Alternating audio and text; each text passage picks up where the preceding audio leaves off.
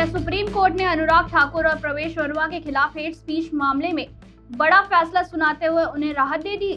क्या अदालत ने कहा कि उनके भाषणों में कोई संज्ञेय अपराध नहीं बनता और एफआईआर दर्ज करने की जरूरत नहीं है? आइए जानते हैं इस खबर में। नमस्कार, मैं उजाला, आप देख रहे हैं सत्य सर्वोच्च न्यूज। गद्दारों को गोली मारो, सालों को देश के गद्दारों को पीछे तक आवाज आनी चाहिए, गिरिराज जी को सुनाई दे।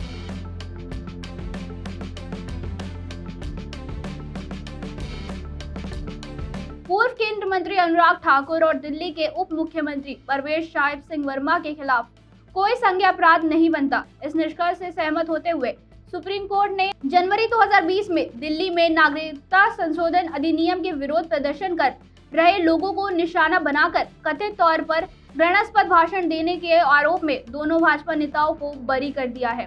जस्टिस विक्रम नाथ और जस्टिस संदीप मेहता की पीठ ने 29 अप्रैल को हेट स्पीच से जुड़ी कई याचिकाओं पर अपने फैसले पे सीपीआईएम नेताओं वृंदा करात और केएम तिवारी की याचिका पर भी सुनवाई की, जिन्होंने दिल्ली उच्च न्यायालय से जून 2022 के फैसले को चुनौती दी थी। सुप्रीम कोर्ट ने दिल्ली उच्च न्यायालय की टिप्पणी को सही ठहराया, जिसमें कहा गया था कि बीजेपी नेताओं की बातों में सांप्रदायिक हिंसा या लोगों में अशांति नहीं फैली। पीठ ने कहा, रिकॉर्ड में रखी गई सामग्री जिसमें कथित भाषण ट्रायल कोर्ट के समक्ष पेश की गई 26 फरवरी 2020 की स्थिति रिपोर्ट और निचली अदालत द्वारा दर्ज कारण शामिल है, पर ध्यान से विचार करने के बाद हम इस निष्कर्ष पर सहमत है कि कोई संज्ञेय अपराध नहीं बनता है। एक ट्रायल कोर्ट ने 26 अगस्त 2020 को परवेश साहिब और अनुराग ठाकुर के खिलाफ शिकायत खारिज कर दी थी, जिसमें कहा गया था कि नामित आरोपियों के खिलाफ मुकदमा चलाने के लिए प्राधिकारी से पूर्व मंजूरी के अभाव में यह कानून में स्वीकार्य नहीं है।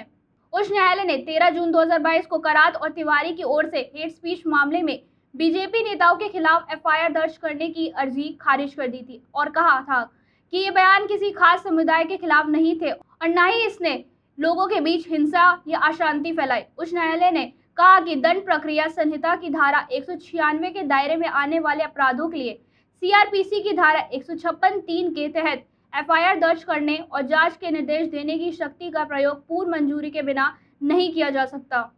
हालांकि सुप्रीम कोर्ट ने कहा कि पूर्व मंजूरी की जरूरत सिर्फ मजिस्ट्रेट के संज्ञान लेने के स्तर पर ही होती है, उससे पहले नहीं। शीर्ष अदालत ने कहा, सीआरपीसी की धारा में एफआईआर दर्ज करने या संज्ञान पूर्व चरण पर जांच करने के निर्देश पर कोई रोक नहीं है।